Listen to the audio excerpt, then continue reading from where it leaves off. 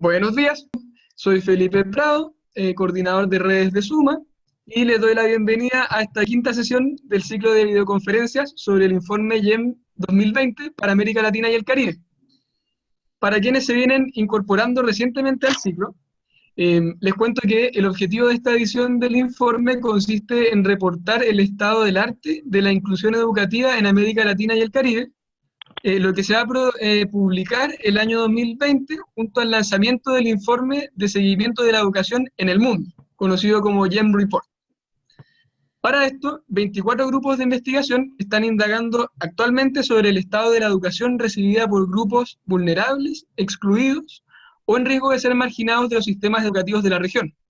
Dicho sea de paso, hay muchos investigadores que están conectados el día de hoy, algunos ya han expuesto previamente y otros van a exponer más adelante, así que también un saludo muy afectuoso para todas y todos ellos. Bueno, esta iniciativa está siendo coordinada en conjunto entre el equipo del Informe YEM de París, por Suma y por la Oficina Regional de Educación para América Latina y el Caribe de UNESCO. Y la sesión de hoy va a estar dedicada al grupo de género, donde de manera preliminar se puede observar que en los países de la región destacan las brechas de género en múltiples niveles. Por ejemplo, a nivel de los resultados de aprendizaje obtenidos entre hombres y mujeres, en los que están más favorecidos los niños en matemáticas y ciencias. Pero también se observan brechas importantes respecto a la población que no estudia ni trabaja, los llamados NINI, y de estos, de los 20 millones entre 15 y 24 años identificados en Latinoamérica y el Caribe, 2/3 corresponden a mujeres. Por otro lado, para las mujeres que egresan del sistema educativo, independientemente de su nivel alcanzado, muchas no pueden acceder a los beneficios de su educación y en el mercado laboral enfrentan mayores desafíos que los hombres.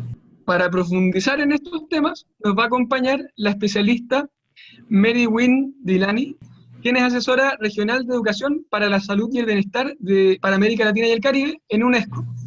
Y está acompañada también por Jimena Rubio, que coordina los grupos del YEM a cargo de la oficina regional de UNESCO. Mary Wynne va a participar contextualizando esta sesión y moderando un panel final en el que los expositores van a poder conversar entre sí y con el público que nos acompaña. Buenos días, buenas tardes a todas las colegas y los colegas. Muchas gracias, Felipe, por la oportunidad de estar acá en este momento enriquecedora, ¿no? Una oportunidad de hablar de los desafíos que nos enfrenta en cuanto a las brechas de género en educación en América Latina. Como decía Felipe, forman parte de un proceso de elaboración de un informe que ojalá será muy importante sobre los temas de inclusión y equidad en educación. Bueno, Felipe ya mencionó varias dimensiones de las inequidades de género que existen en la región y yo creo que nos toca ir mucho más allá que el concepto de paridad. Como tantas cosas en esta región, se trata de sutilezas y dimensiones que muchas veces son invisibilizadas en cuanto a la situación socioeconómica, ruralidad, discapacidad, género y justo yo creo que el panel que nos espera hoy nos va a permitir una mirada bastante más compleja y por eso útil y rica. Empecemos con Paloma Bonfil, luego Fanny Muñoz y Christopher Clark. Christopher, I don't know if you're there, but good morning. Déjeme introducir a nuestra colega Paloma Bonfil, que viene de México, es historiadora, etnohistoriadora y socióloga rural de México, y se ha dedicado al trabajo sobre mujeres indígenas desde la academia, el sector público y la sociedad civil. Paloma nos va a presentar lo que está viendo específicamente en México y Guatemala como parte de la preparación de este informe. Paloma pertenece a un grupo interdisciplinario sobre la mujer, Trabajo y Pobreza de Kim Track, si digo bien. Ha escrito diversos artículos y varios libros que tratan las problemáticas de la población indígena femenina. Y en cuanto a sus líneas de investigación, mujeres indígenas, derechos, ciudadanía, participación política, violencia de género, políticas públicas, derechos, salud sexual, reproductiva y acceso a la tierra. O sea, una amplia gama de temas que nos interesan mucho. Y con eso, Paloma, te paso la palabra. Bienvenida, Paloma, adelante. Hola, buenos días a todas, a todos desde México.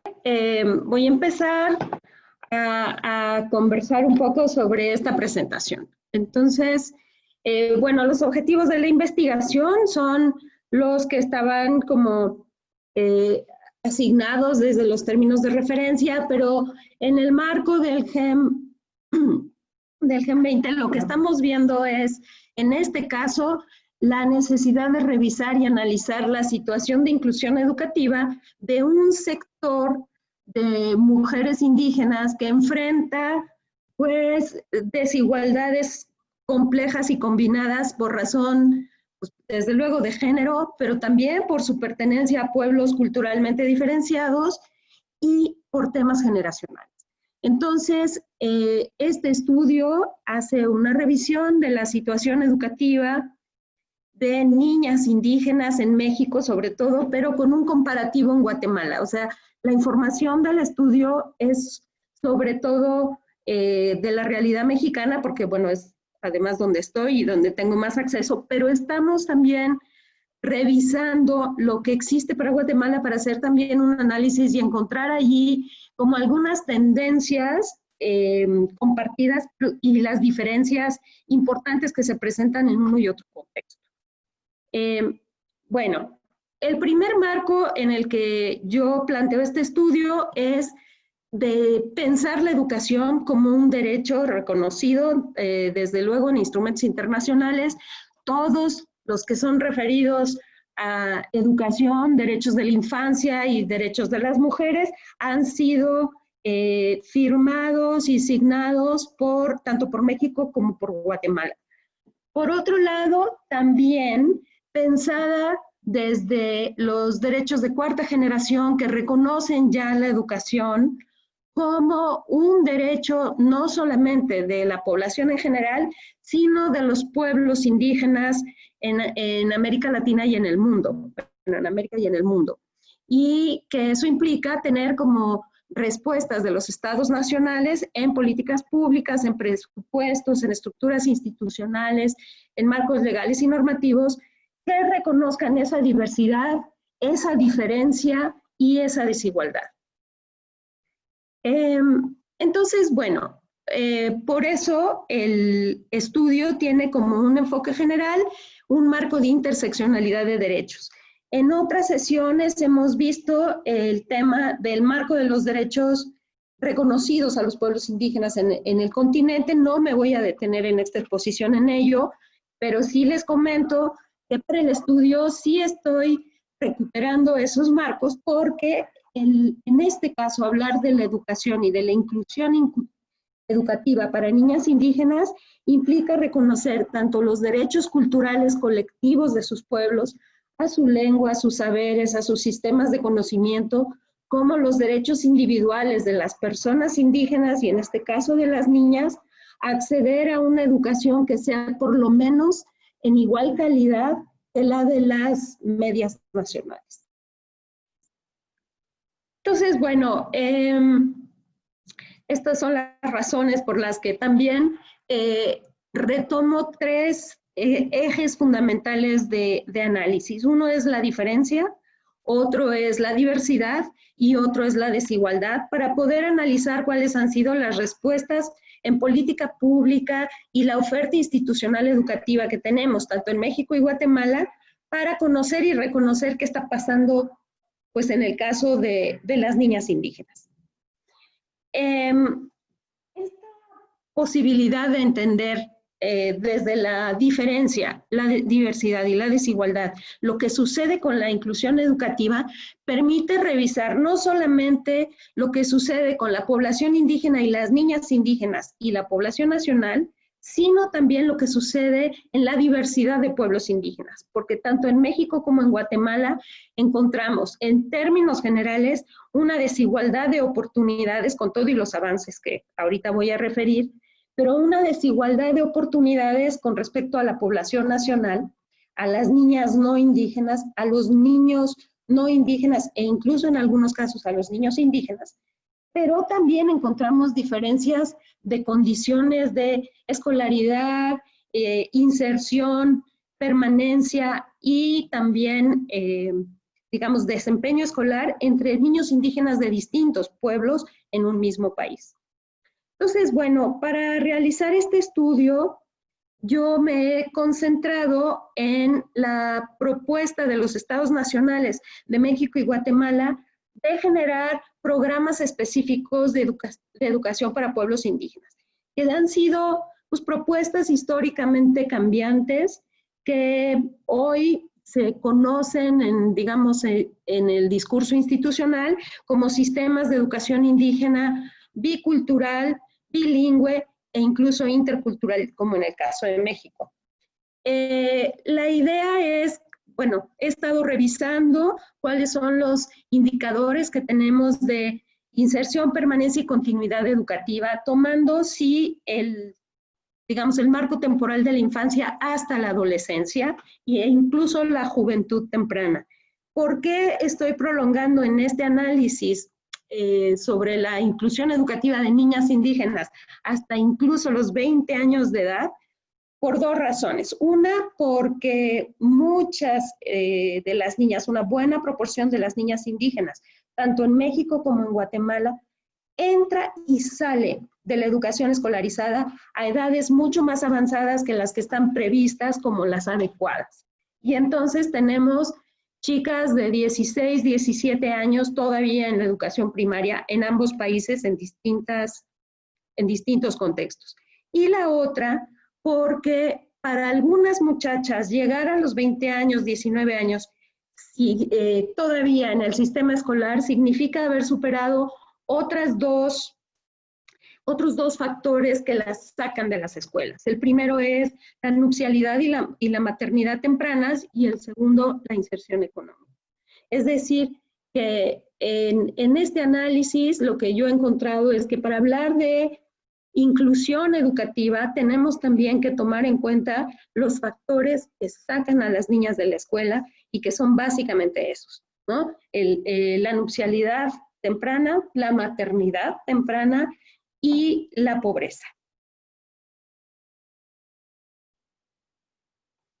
Entonces, bueno, para hacer este estudio, pues yo lo que he recurrido es a los datos disponibles en fuentes censales.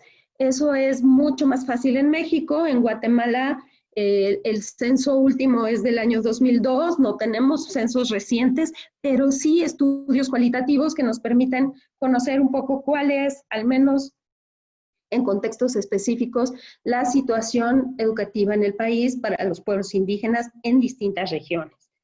Por otro lado, he retomado informes de país que encontramos en instrumentos internacionales y para hacer la comparación, digamos, con la mirada indígena a sus propias realidades, he recurrido a una copiosa documentación indígena que está en fuentes diversas y que me ha llevado también a trabajar con los documentos generados por mujeres indígenas. A nivel continental tenemos el Enlace Continental de Mujeres Indígenas y Afrodescendientes, el Fondo Internacional de Mujeres Indígenas, que han producido una serie de diagnósticos, demandas y agentes educativas. En México, bueno, en Guatemala he usado sobre todo el material de CACLA y las entrevistas a compañeras de esa organización.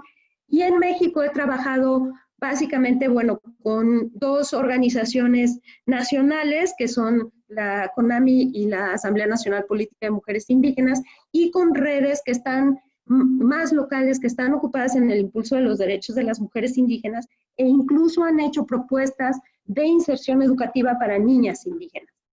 Esa información indígena también la he complementado con entrevistas que todavía están en fase de sistematización y por eso no están como volcadas a esta presentación, sobre todo con mujeres indígenas. No me fue posible en este caso y hasta ahora, todavía espero que sí, trabajar directamente con niñas indígenas, entonces he recurrido a testimonios de jóvenes mujeres para conocer su experiencia escolar y poder medir allí también su percepción de condiciones de inclusión o exclusión en esa experiencia, tanto en el sistema de educación indígena como en el sistema educativo nacional en México y en Guatemala. Y finalmente, el trabajo de campo también se ha completado con entrevistas a funcionarios de los sistemas educativos actuales y anteriores. El periodo de tiempo que yo escogí para poder hacer este análisis son las 2 últimas administraciones políticas presidenciales, tanto en Guatemala como en México. Es decir, tengo más o menos un periodo de 10 años para el análisis de este trabajo. Entonces, bueno, tanto México como Guatemala, yo creo que me voy a ir un poquito más rápido porque la presentación es larga y el tiempo no me va a alcanzar. Pero tanto México como Guatemala son países pluriculturales y diversos, ¿no? En donde se hablan lenguas indígenas de manera constante y viva. En México se hablan 68 lenguas y 126 variantes dialectales. En Guatemala se hablan 24 lenguas indígenas. La población indígena en México, dependiendo de cómo se mida, está calculada entre 16 y 20 millones de personas, considerando también el concepto de la autoadscripción. Es decir, hoy tenemos dentro de la población indígena cada vez más a personas que se autoadscriben como indígenas, pero que ya no hablan la lengua y desde luego que ya no viven en las comunidades donde originalmente se habían establecido. Es decir, en México, 4 de cada 10 indígenas ya son población urbana y eso hace también como eso obliga a un replanteamiento de las políticas de educación indígena que se han llevado en el país y que están orientadas sobre todo a población rural. En Guatemala, la población indígena, bueno, en México esta población de 20 millones representa más o menos entre el 8 y el 10% de la población. En Guatemala se calcula que la población indígena es de 6 millones de personas que representan, según distintas mediciones, del 45 al 70% de la población. Es decir, estamos hablando de 2 países donde la población indígena es muy importante, muy presente, donde sus derechos están claramente enunciados en los marcos nacionales, incluso constitucionales, y donde en ambos casos la población indígena comparte situaciones de exclusión, de marginalidad, de racismo, discriminación y pobreza. Y eso es algo que sí encontramos en los 2 casos. Bueno, esto medio lo dije, tanto en Guatemala como en México, digo, llegaremos a los cuadros de Guatemala, lo que encontramos también son patrones de asentamiento muy distintos.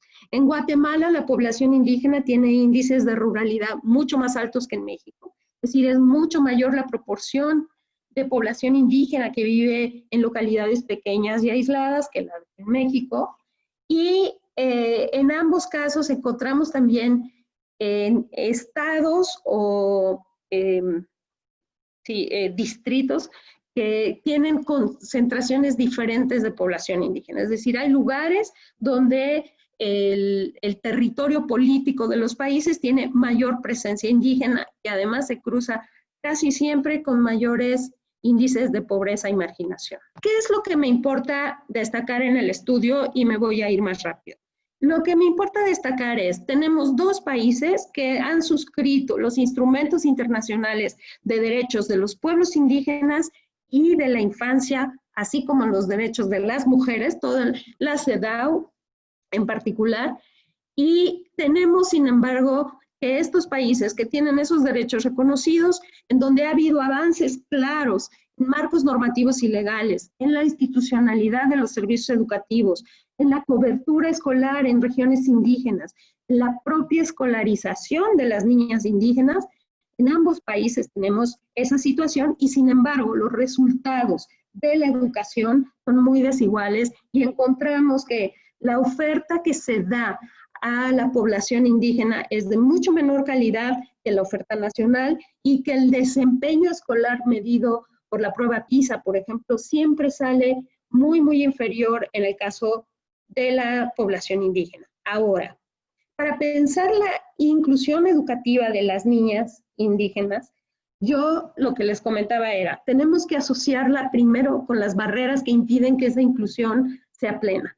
Y la primera es la pobreza. Es decir, a partir de los documentos revisados, de las entrevistas realizadas y de los testimonios disponibles, lo que encontramos es que hoy la educación para buena parte de la población indígena es, si bien una necesidad y un derecho, es también una especie de lujo. Es decir, si el núcleo familiar no tiene condiciones para enviar a las niñas y los niños a la escuela, pero en particular a las niñas, siempre privilegiará a los varones, por la razón de que todavía en los pueblos indígenas rurales y urbanos se considera que el espacio legítimo de las mujeres es la casa y la familia, y que serán los varones quienes tendrán mayor necesidad de dominar los códigos, los lenguajes y los conocimientos, digamos, del exterior.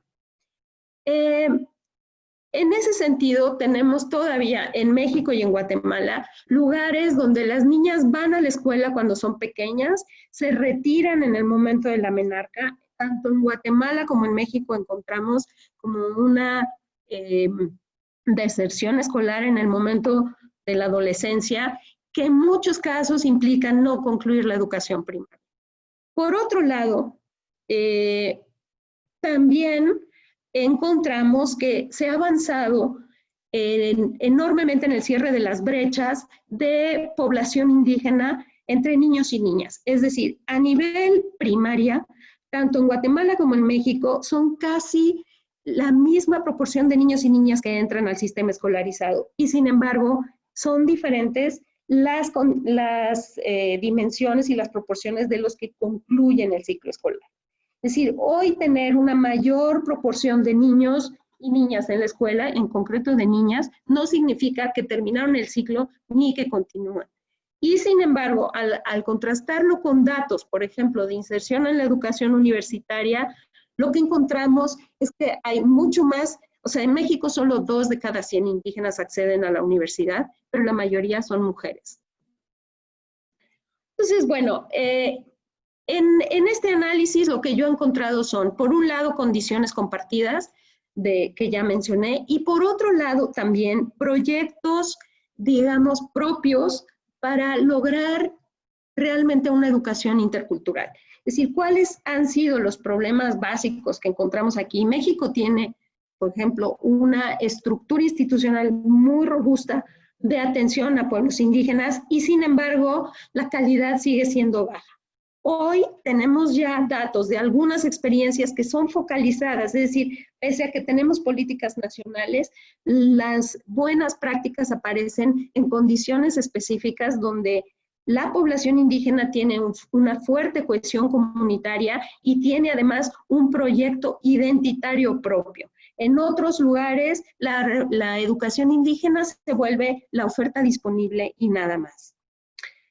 Entonces, tenemos unos marcos nacionales donde los gobiernos reconocen un adeudo con la población indígena en términos educativos y particularmente con las niñas.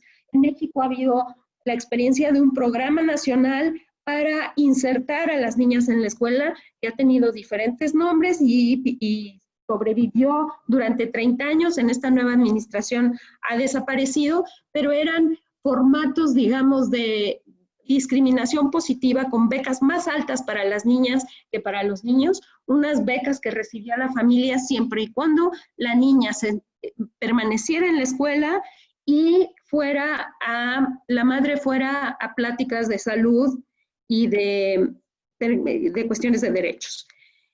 Entonces, bueno, lo que encontramos, y ya con eso termino, son que cuando uno analiza los datos nacionales, pareciera que los avances son consistentes, y sí los hay. Es decir, tenemos mayor escolaridad, tenemos mayor alfabetismo en las generaciones menores a 15 años y tenemos mayor permanencia en la escuela. Cuando empezamos a desglosar por grupo indígena, por ingresos y por regiones con mayores índices de marginación, empezamos a encontrar las grandes diferencias que hacen que haya lugares donde incluso hasta el 40% de la población infantil y especialmente las niñas no accedan a la escuela. Entonces, lo que no encontramos en México ni en Guatemala es como una política pública nacional suficiente para diversificar la atención a estas diferentes condiciones indígenas. Es decir, ya haber avanzado en distinguir necesidades culturales de educación indígena y no indígena ha sido muy importante, pero falta todavía hacer mayor especificidad. Si bien en México se han desarrollado proyectos para recuperar las identidades culturales de los diferentes contextos en los contenidos escolares. Pero hoy lo que encontramos es que voy a buscar esa lámina. Las barreras principales que tienen las niñas para ser incluidas, las niñas indígenas, en el sistema educativo, para insertarse, permanecer y proseguir en el sistema educativo en lo que se considera la educación obligatoria tanto en Guatemala y como México, como en México, es, por un lado, la existencia de infraestructura escolar. Es decir, si los servicios escolares no están cerca de donde viven las niñas, llegará un momento en que ya no irán, porque el traslado es oneroso y peligroso para las niñas, especialmente al llegar a la adolescencia. Por otro lado, la inadecuación de contenidos, la inadecuación cultural y el manejo de la lengua en la enseñanza es también una barrera. Aunque en ambos países se trabaja con educación bicultural y bilingüe, muchos de los contenidos no son realmente interculturales y en muchos casos los maestros indígenas hablantes de alguna lengua ni siquiera son del pueblo o la lengua que se habla en donde están trabajando. Eso ha demeritado la posibilidad de que las niñas aprovechen la oportunidad de la escuela y por eso hoy existe una agenda educativa indígena femenina que dice que se tienen que construir contenidos culturalmente apropiados con sensibilidad cultural y de la diversidad cultural y étnica y también con enfoque de género. Si la educación no atiende y no lo puede hacer por sí sola, pero los factores que sacan y retienen a las niñas fuera de la escuela, será muy difícil alcanzar la inclusión educativa en la que están comprometidos ambos estados nacionales. Pues gracias. Muchas gracias, Paloma. Muy interesante tu descripción, una cantidad de datos y observaciones y análisis muy importante. Yo creo que va muy bien encaminada esa parte del estudio y estamos todos con la expectativa de tener más acceso a estos datos y tu análisis de lo que estás viendo. Así que muchas gracias. Miremos un par de preguntas en chat. Una pregunta para Paloma en relación a la educación y el cuidado de la primera infancia en ese contexto. Quizás ya podemos adelantar un poco eso si quieres complementar. Bueno, en lo que yo he revisado, en Guatemala todavía los servicios de educación preescolar son como incipientes. En México, el sistema de educación indígena incluye desde el preescolar, ya hoy tiene desde el preescolar hasta la universidad. Sin embargo, cuidados de la primera infancia, lo que en México se llaman guarderías o estancias infantiles, no hay en el sistema intercultural y de hecho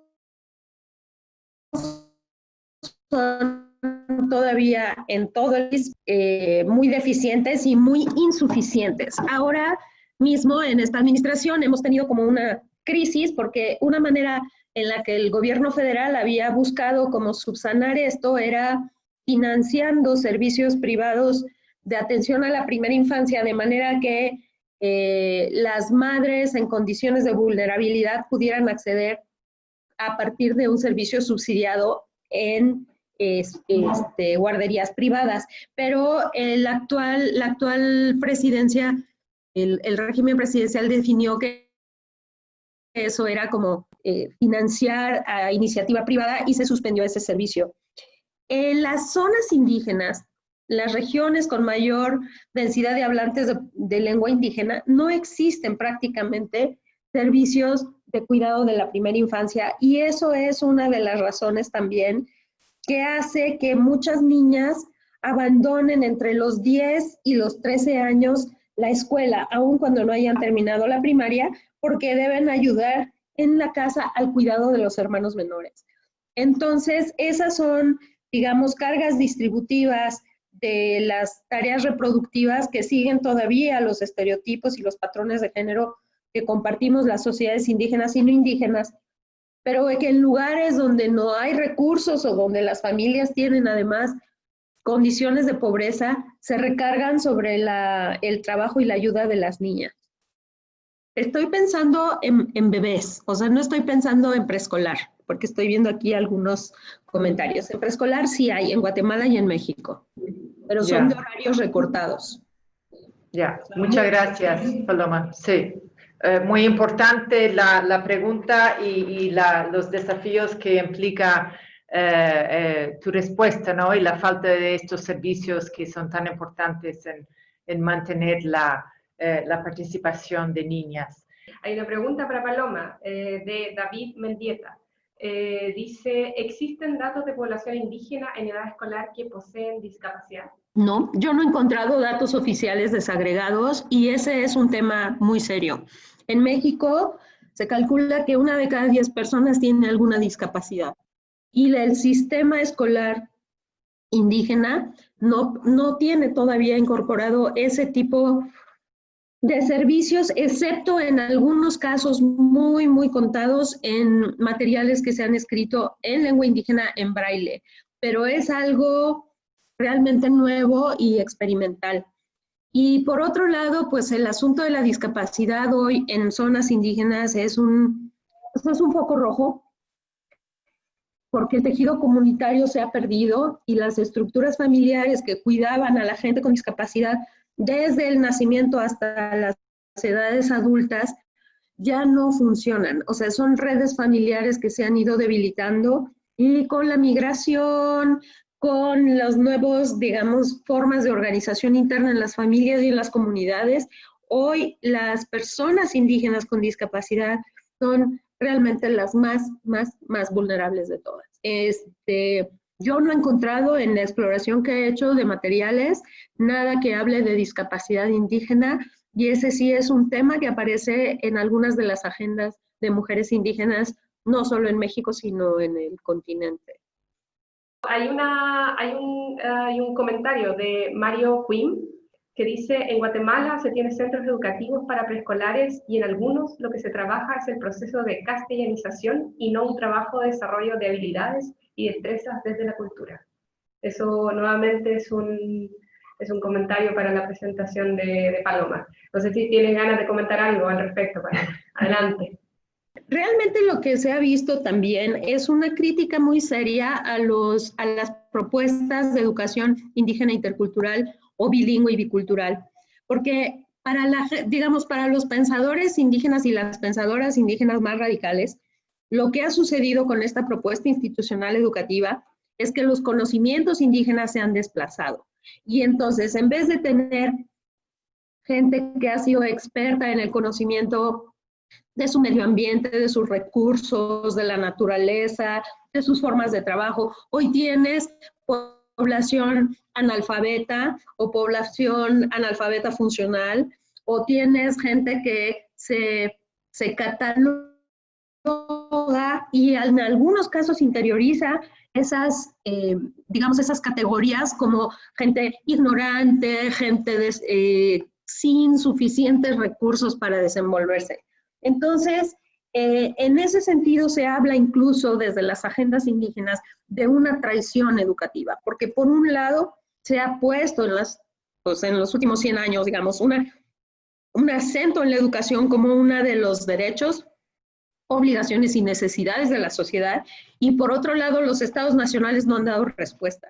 La educación indígena tiene una historia en México y en Guatemala de castellanización y de incorporación, no de inclusión, de incorporación de las poblaciones indígenas a las mayorías nacionales sin considerar sus identidades. Eso ha cambiado en el discurso. Hay algunas experiencias en que se han logrado como narrativas educativas propias o apropiadas para los pueblos indígenas, pero en general sí, el sistema, digamos, el hecho de que encontremos los bajos índices de rendimiento escolar en alumnos y alumnas indígenas nos muestra que la propuesta todavía no está acabada y la castellanización no es la respuesta, es una forma de aculturación y de violencia cultural muy fuerte.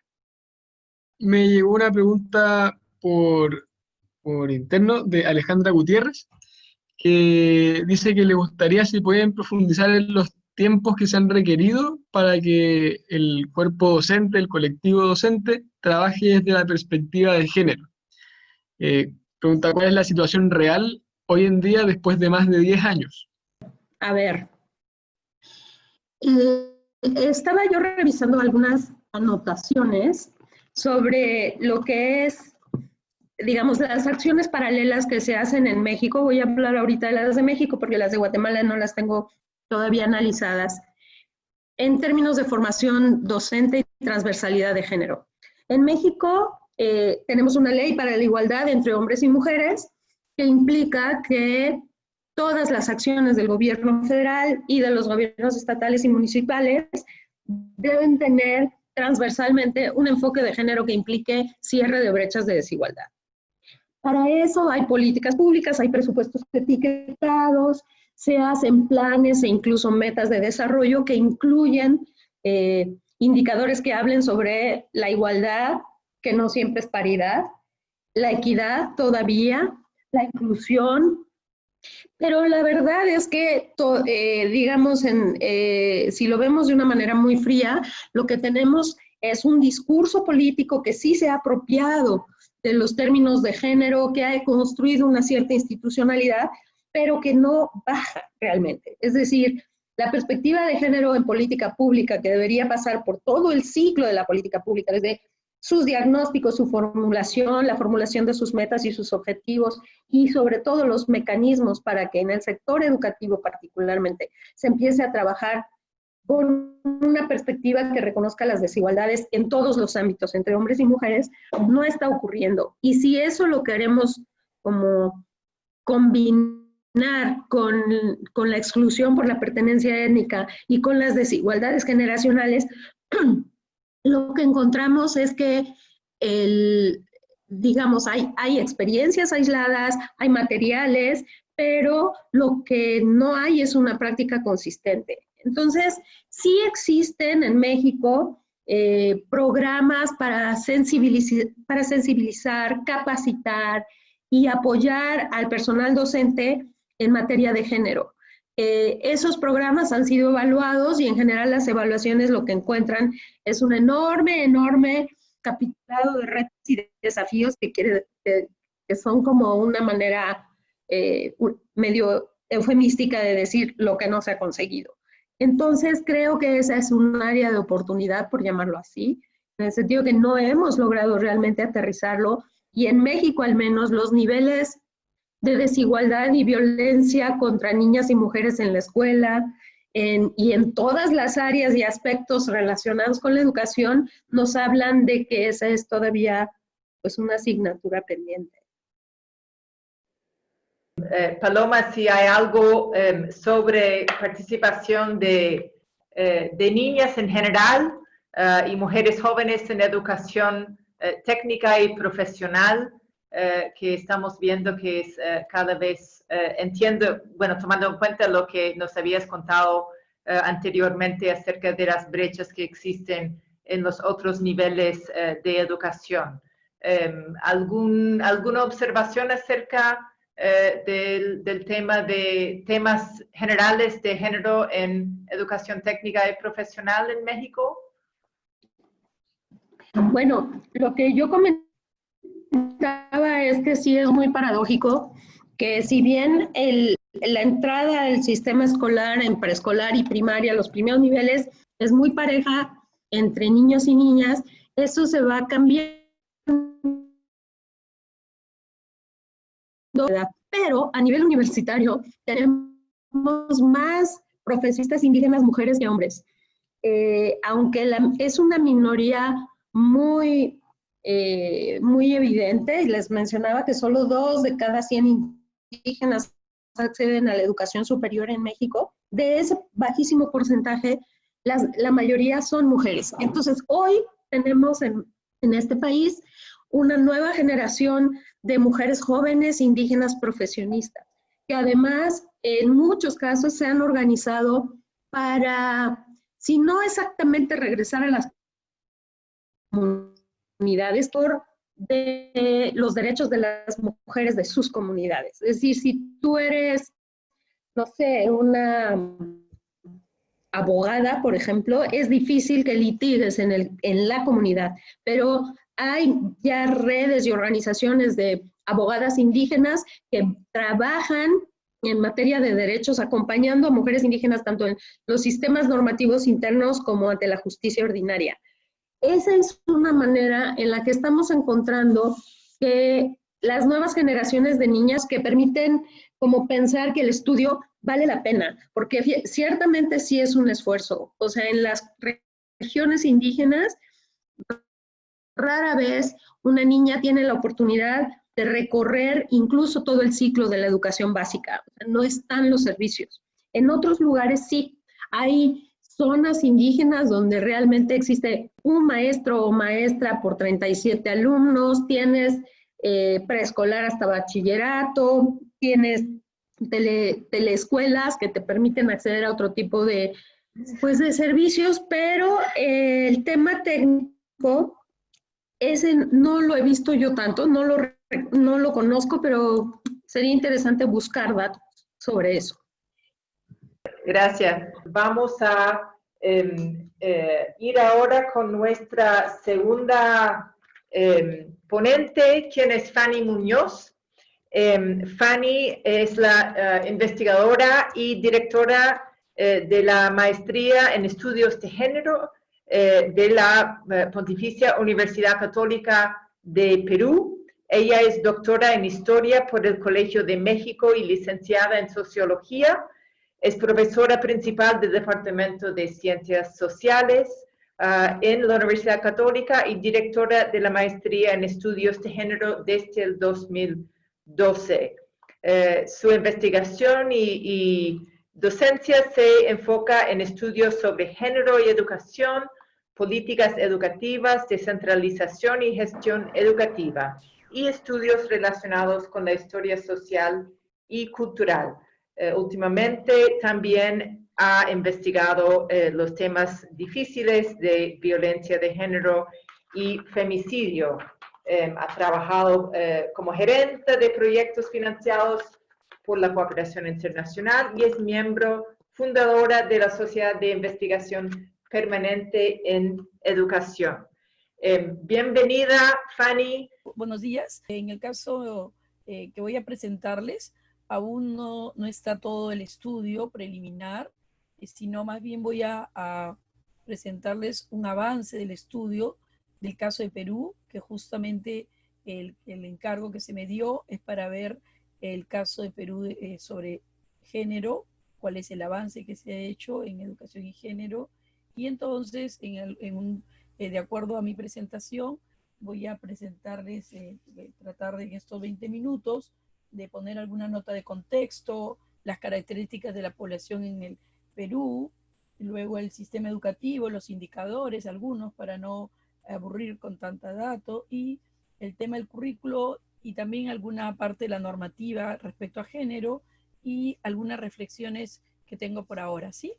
Entonces, en el contexto, la próxima, sí, en el contexto quiero señalarles que en el caso de Perú, para entender todo lo que ha sido la introducción del enfoque de género, quiero señalarles que esto en educación se intenta desde el 95 con la entrada, con la participación de Perú en Beijing, en donde justamente se indica la transversalización de género en las políticas. Y a partir de esto, en el caso peruano, lo que se hace es crear, durante el gobierno de Fujimori, crear el Ministerio de la Mujer, y esto es cómo se pasa la perspectiva de género en educación. Yo creo que es un primer inicio del 95 hasta el 2004, que no es, llamémosle así, no se logra insertar género en educación, pero sí en otros aspectos de las políticas públicas, incluso, como ya voy a ver, va a ser en el caso del currículo. Sin embargo, quiero señalarles que en la década del 2000 se entra a unos procesos de reforma de Estado y centralización y modernización de la gestión pública, donde se introduce como tema central la educación en términos de la mejora de los aprendizajes, la calidad, el tema de calidad de educación, y contamos con políticas macros como es la del Foro del Acuerdo Nacional, donde ya se introduce el tema de la importancia de la igualdad de género. Entonces, en términos de las prioridades en educación, se habla de mejora de los aprendizajes, fortalecimiento del rol docente y reestructuración de la gestión educativa. Otro hito importante, la Ley de Educación del 2003, en donde, si bien no entra género explícitamente, se habla de equidad y calidad de la educación, y equidad se marca en el campo de la ruralidad, cómo mejorar y hacer políticas de compensación para esta población donde se identifican las mayores brechas, ¿sí? Entonces, y lo que hemos visto es que en estos últimos años, hablemos de ya una década, más de una década, que si bien hay avances en términos de lo que van a ser los indicadores de eficiencia del sistema, al igual que la presentación anterior, de lo que va a ser cobertura, asistencia a la escuela, matrícula, incluso en algunos pruebas de evaluación de rendimiento, lo que se observan son brechas en términos de la ruralidad respecto a lo urbano, que es donde estas brechas se mantienen y crean en el marco de la desigualdad y la pobreza, donde algunas de ellas sí afectan específicamente a las mujeres, ¿sí?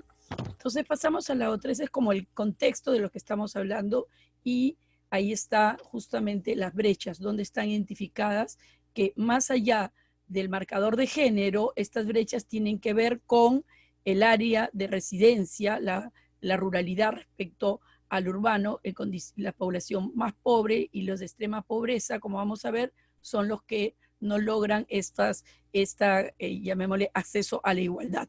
Entonces esto lo vamos a ver a través de estos indicadores que luego los voy a mostrar sobre eficiencia y eficacia en el sistema. De manera general, las características en el caso peruano son las siguientes, ¿no? El Perú, podemos pasar la otra,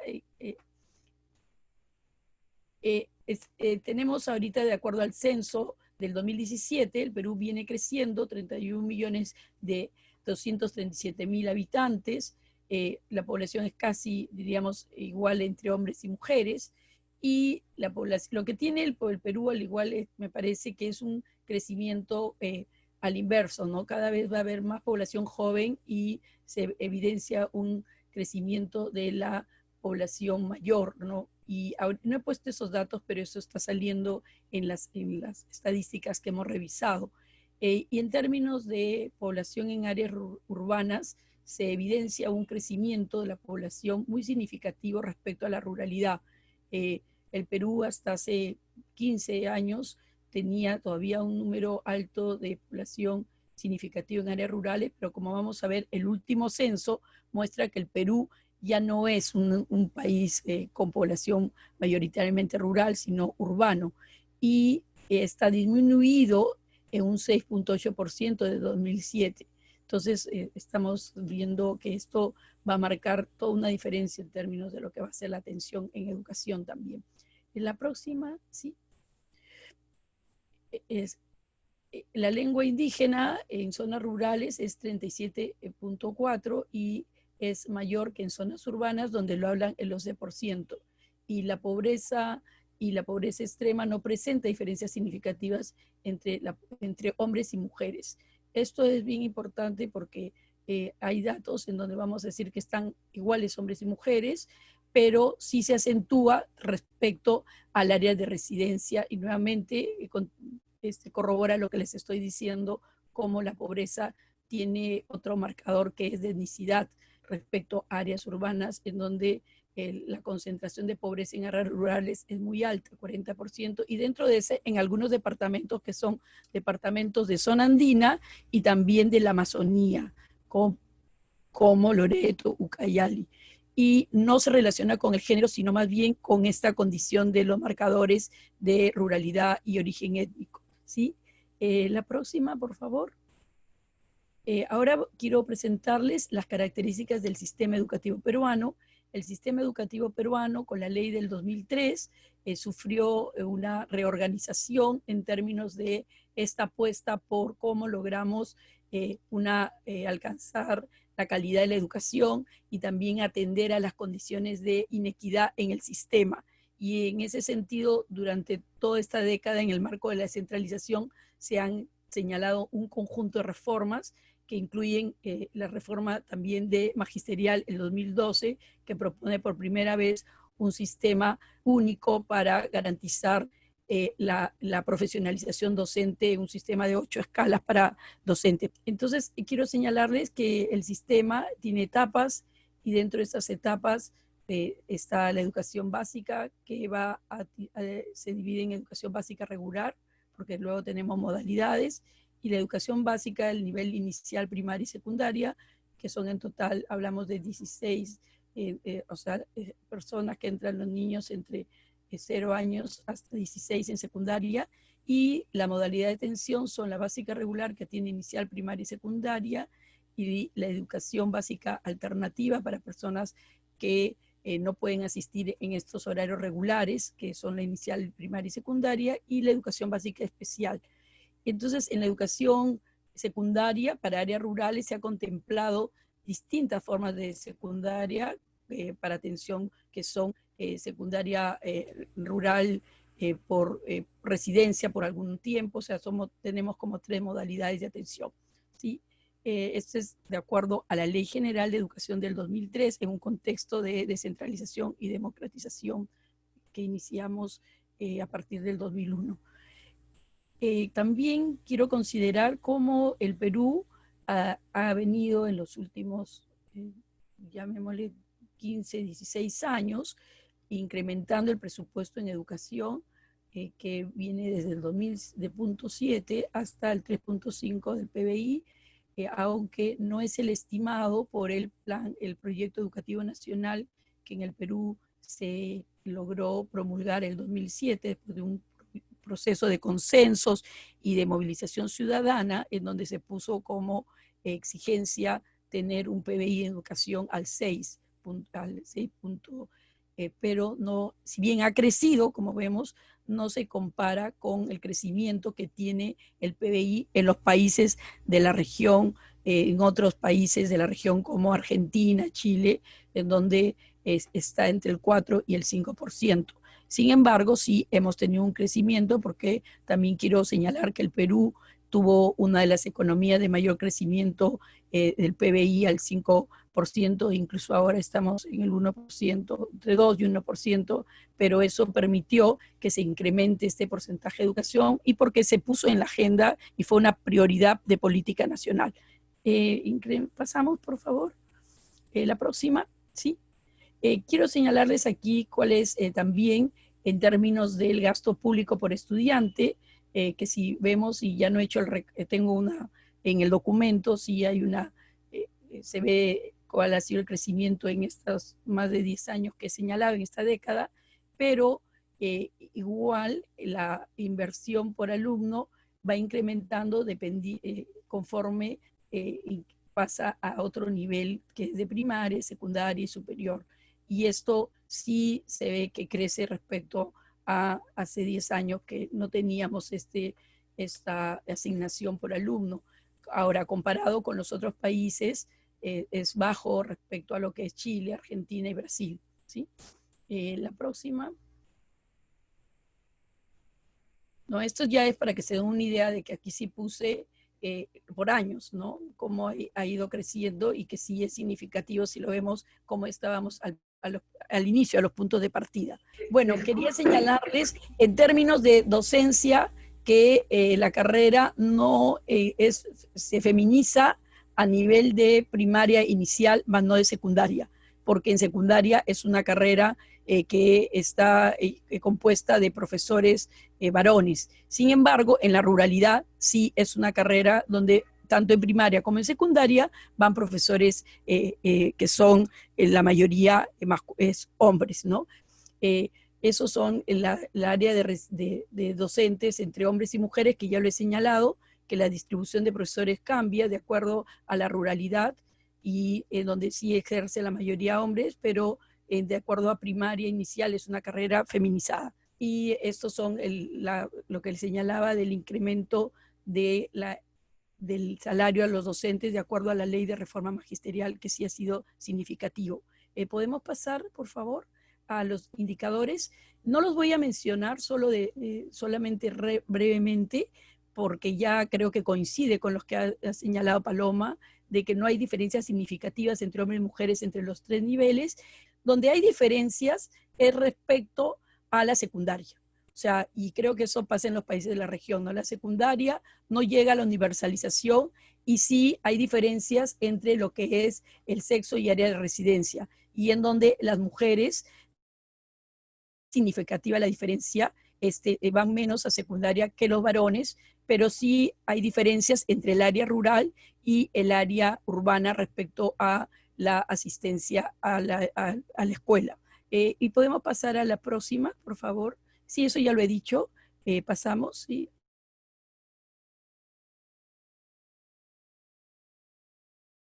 Se concentran en rurales, pero ha bajado significativamente en el país de 8.3.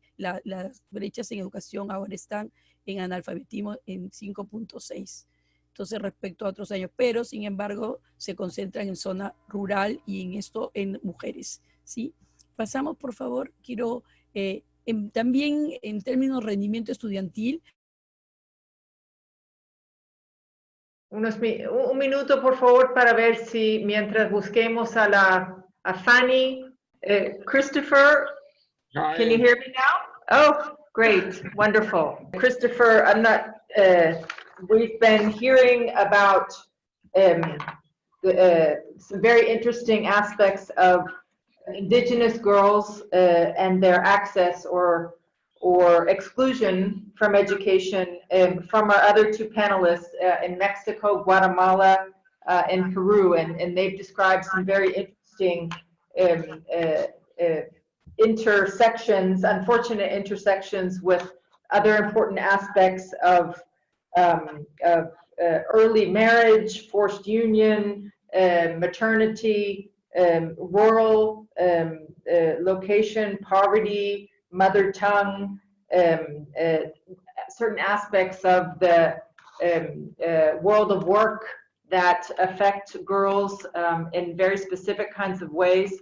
And we know that you're working on another, perhaps not as neglected as it used to be, issues of boys in education. Christopher, you did your doctorate at the University of South Florida, majoring in early childhood education and higher education, with your master's at McGill University in Canada, where research focused on early childhood teacher training.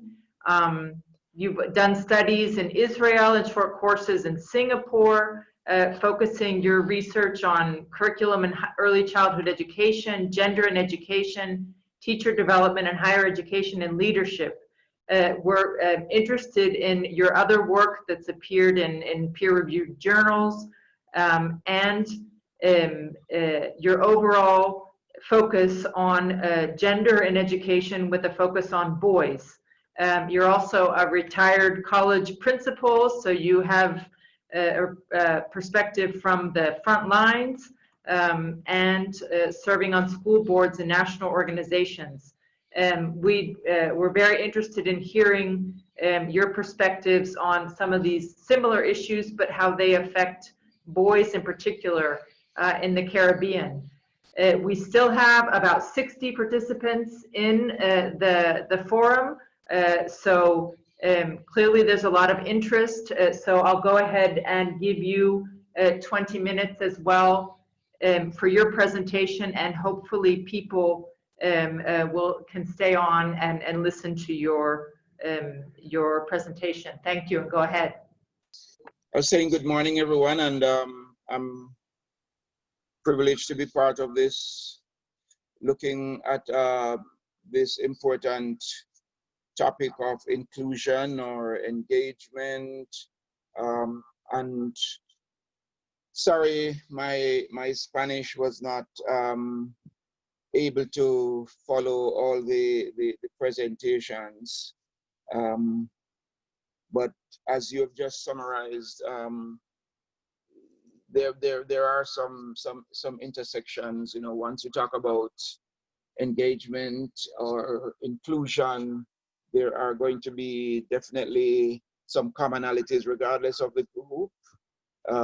That's how it seems to me. So I focused on the Caribbean, where we understand boys are not doing as well as girls, and in fact they have higher dropout rates. They get into antisocial behaviors, risky behaviors, and generally there's been a concern for a long time as to how we can get boys to be more engaged. And when I speak of engagement, I'm talking both about present and participating, because it's one thing to be at school, it's another thing to be participating. And it's important because I wanted to, for those who may not be very familiar with Jamaica, so you'll see that we're not a big country, certainly not the size of any of the countries mentioned earlier. But the study was conducted more in Kingston. That's the urban capital. That's the capital of Jamaica, and also to the west. If you look to the western end of the map, the left of the map there, you will see that section. It's very special, that area, and I will speak to that as I move into the presentation. I want to move to the slide which speaks to some of the indices concerning Jamaica. It is the largest of the English-speaking Caribbean countries, and the country with the largest population as well, 2.89 million. We've been pretty sluggish in terms of growth, but doing better than we had been doing, say, 7 years ago. Now we are seeing several quarters of consecutive growth, some 14 quarters of consecutive growth, which is very, very encouraging. You'll see also that Jamaica has still a very high poverty rate, even though that is trending down. It's still high. Or unemployment rate also high. But look at the rate for youth unemployment, and you see that is also quite high. In fact, concerning, even though that too has been trending down. A fairly decent rate of literacy, so it's not, we're talking about functional literacy here, and you'll notice that for boys, it is for boys and men, it is lower than it is for women, right? Moving moving to the next slide.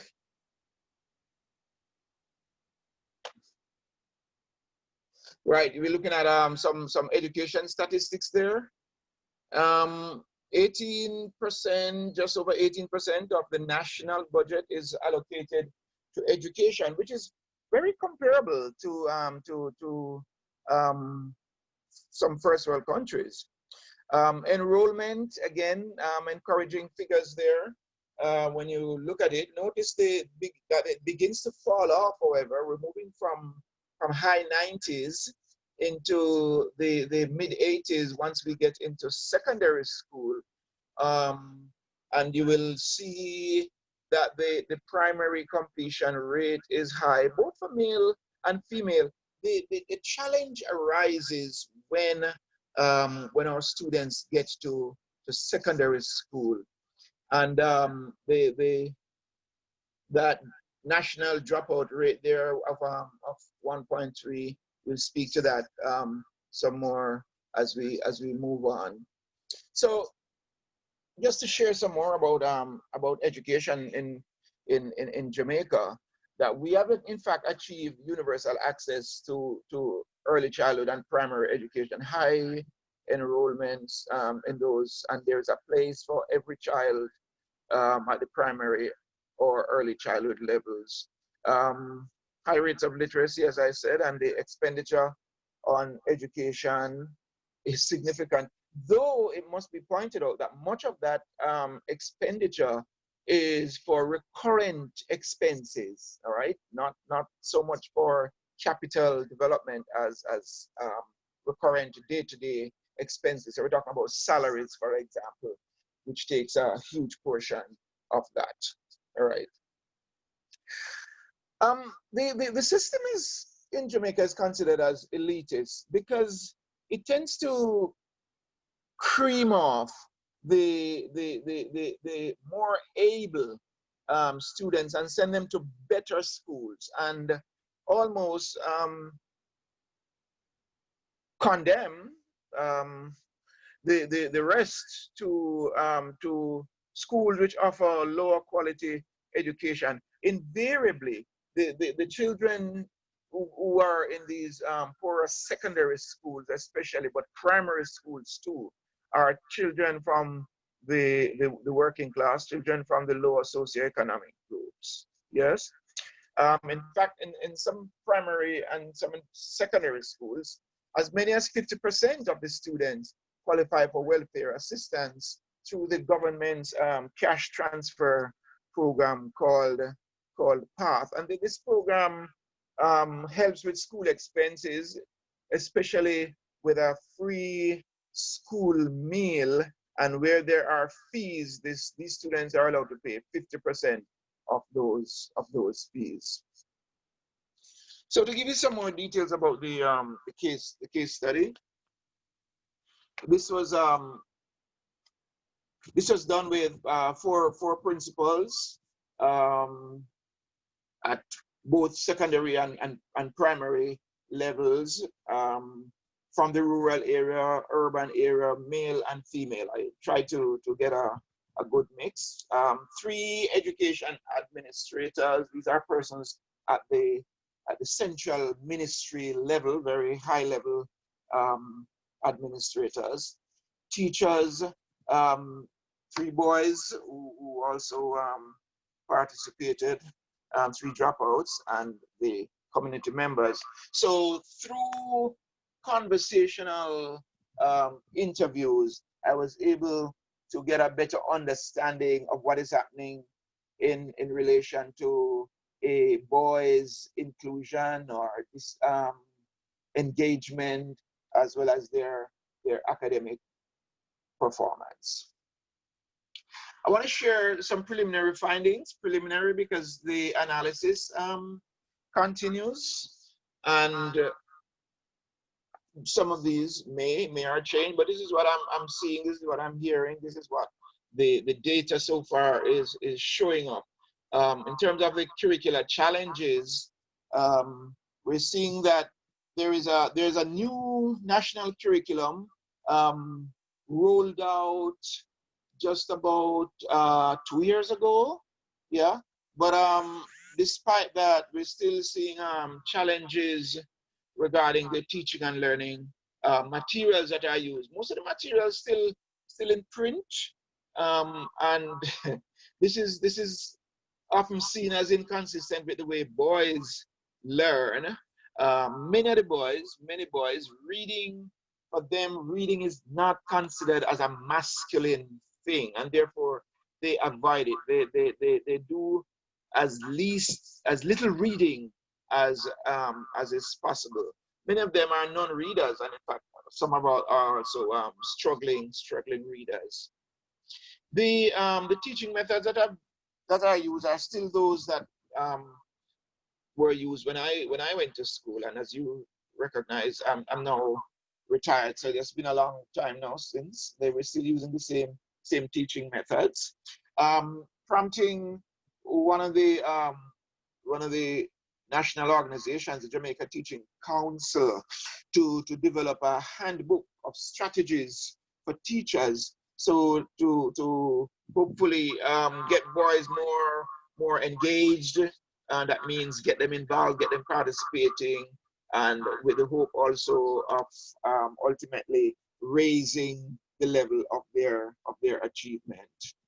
There's a constant call for more hands-on strategies, and especially for the integrating of more technology in teaching. Yeah. You know, talking with teachers and principals, I realize that the schools are not all on the same school, or the school teams, that is, not all on the same page concerning disengagement. Some teachers believe that boys who are misbehaving, who are running counter the culture of the school, should just be expelled. You know, they should not be allowed to remain in school. They are not there, says these teachers, to rehabilitate. They're there to teach, and that's what they're prepared to spend their time doing. And so they believe that these boys and their antisocial behavior should be heavily sanctioned, and this often means they should be excluded from the school system. Well, certainly they should be asked to leave that school, wherever the teachers are. Yeah, I found though that principals were far more compassionate and far more willing to rehabilitate, to give boys another chance, oftentimes using non-conventional methods to keep boys in school. So whereas the regulations require that they should be suspended, that is, they should be asked to stay out from school for a certain number of days. The principals would often tell them to come to school, but they can't go to class, but they have to do duties at school, and at a particular time in the day, some of them would be given the work to do. So they're kept abreast of what is happening in school, because after all, many of them see a suspension as a great time away from school, you know. One of the things we discovered in this is the poverty and its impact on boys' disengagement and performance as well, you know. So we're seeing it as a major driver among the variables impacting boys' education.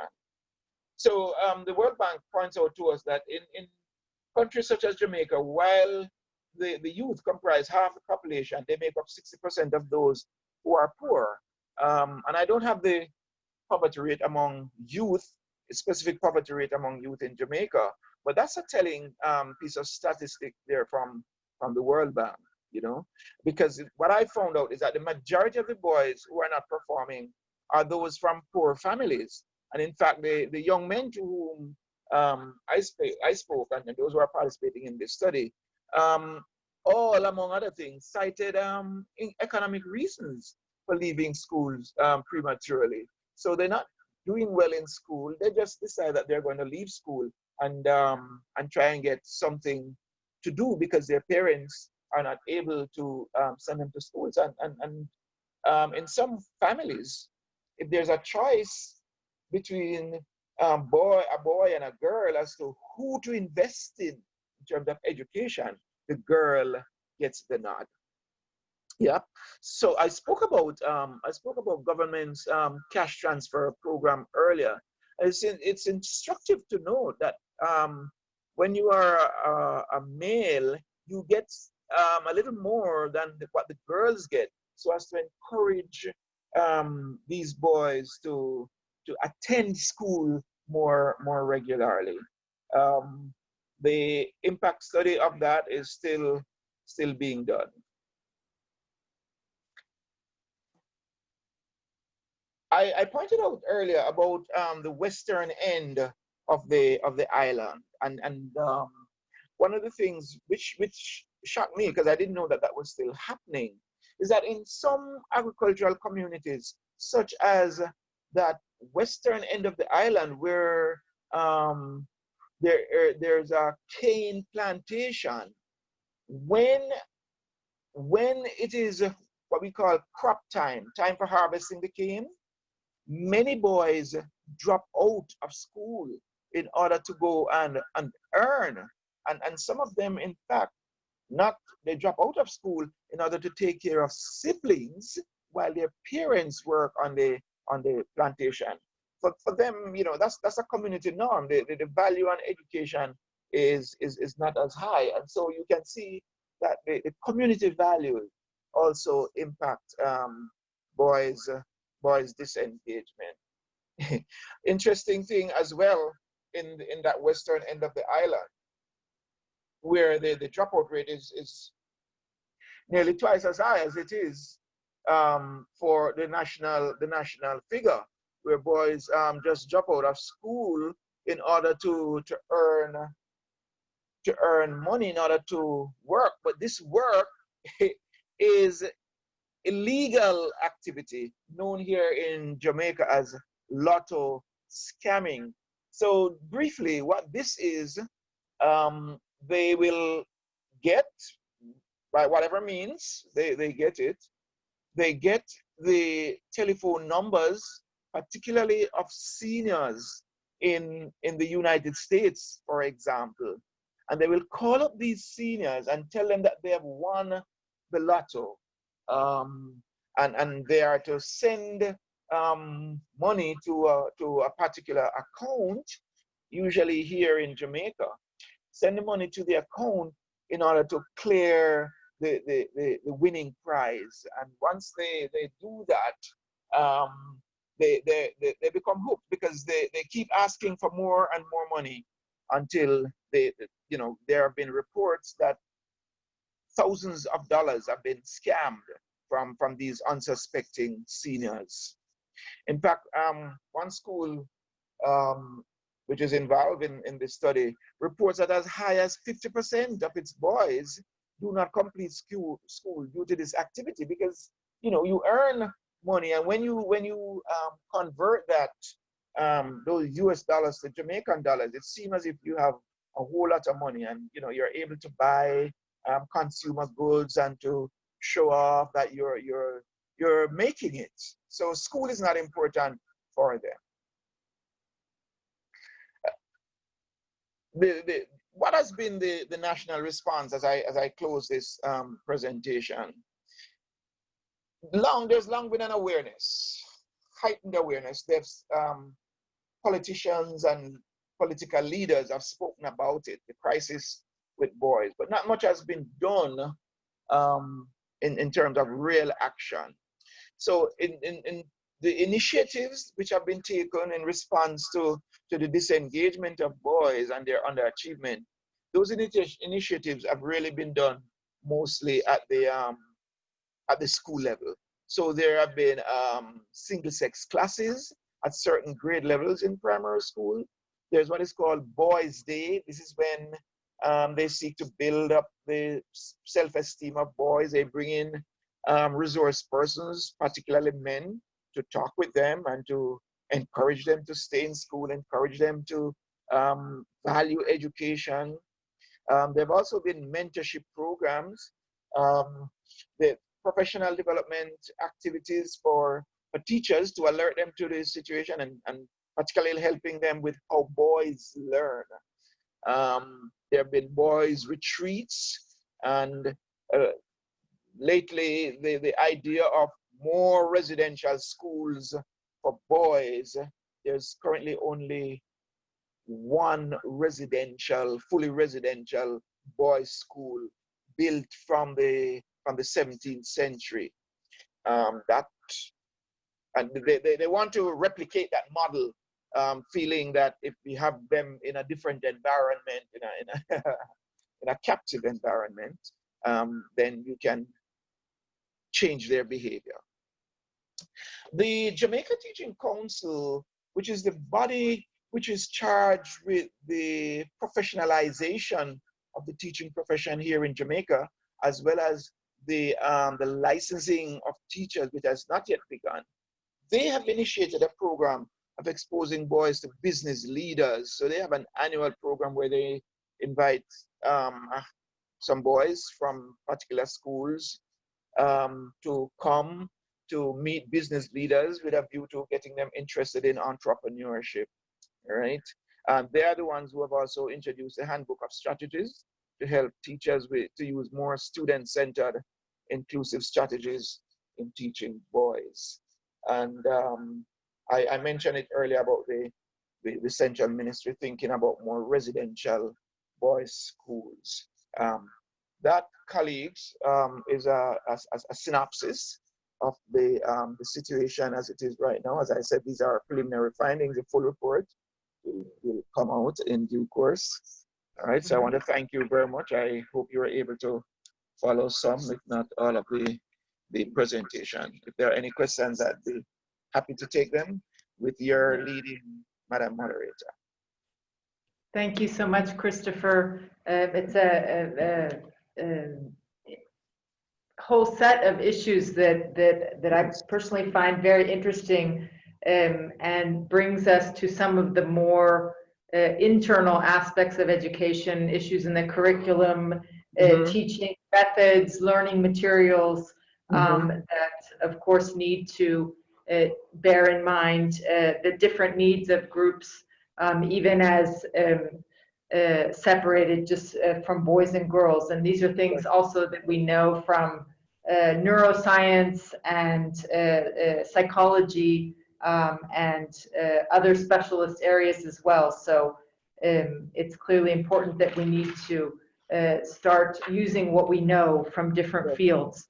What some of the other presenters, or both of them actually, focused on the issue of early pregnancy, early motherhood, and I'm wondering if there's anything that you could say about early fatherhood or unplanned fatherhood, and how that affects boys in education in your context. You know what the irony of it is? Boys who get girls and women pregnant are allowed to remain in school, whereas the girls at best are asked to move to another school when they become pregnant.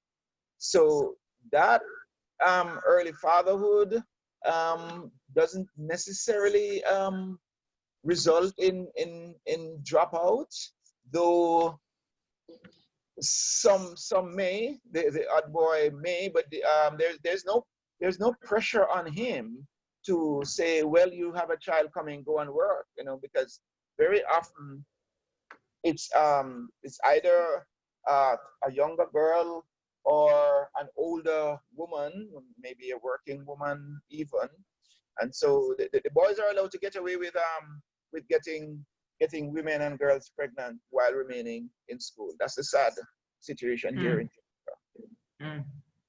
Yes, yet another challenge for us all. I'm going to translate very briefly your main points, Christopher, for the other participants, and I'd like to thank you very much for your presentation, and we're looking forward to seeing your complete report. Christopher nos habló de varios elementos y desafíos en cuanto a la participación o la debilitación de la presencia y la participación de niños hombres en el sistema educativo de Jamaica. Nos habló de temas como los desafíos que se han identificado en el mismo currículo, que la necesidad de hacerlo más amigable, digamos, para niños hombres, tanto los materiales que muchas veces son impresos, que presenta un desafío especial para niños hombres porque no se les estimula tanto sus hábitos de lectura como a las niñas. De hecho, la estigmatización de los hábitos de lectura entre niños como una actividad poco masculina es un problema que va a la raíz de normas de género que presentan todo otros temas de cosas que hay que abordar. Interesantemente, los otros elementos de cómo abordar y cómo apoyar y mantener esta participación y presencia en el sistema tiene mucho que ver con las actitudes de profesores y directores de colegios que tienen poca tolerancia para ciertos comportamientos disruptivos que muchas veces se ve más entre niños y niñas y no ven su rol como para rehabilitar o corregir este tipo de comportamientos, y por eso se les excluye con más frecuencia y quizás con menos paciencia y disposición de apoyar manteniendo su participación. Esto se ve un poco menos entre principales, que algunos se ven más preocupados y innovadores para mantener los niños en el ámbito escolar. Y para finalizar, yo pregunté a Christopher, como se había mencionado en las primeras dos presentaciones, el tema de embarazo precoz y no planificado, cuál sería el impacto, el fenómeno de paternidad precoz y bueno, lamentablemente en la mayoría de casos que Christopher ha visto, no se les, los niños varones no pagan el mismo precio por haberse convertido en papá, sino que mientras las niñas tienen que salir del sistema y reincorporarse en otro colegio durante y después del embarazo, los niños no se les ve afectados y pueden permanecer en sus colegios y seguir la vida más o menos como antes. Con estas palabras, estamos casi con 25 minutos extras, por lo tanto queremos agradecer la resiliencia de los y las participantes y por su participación. Esta sesión ha sido grabada y se van a incorporar los comentarios y preguntas en el estudio en este ejercicio, ¿no? Que es un ejercicio mayor que estamos haciendo junto con Suma. Buen día, have a great day, everyone. Muchas gracias y adiós.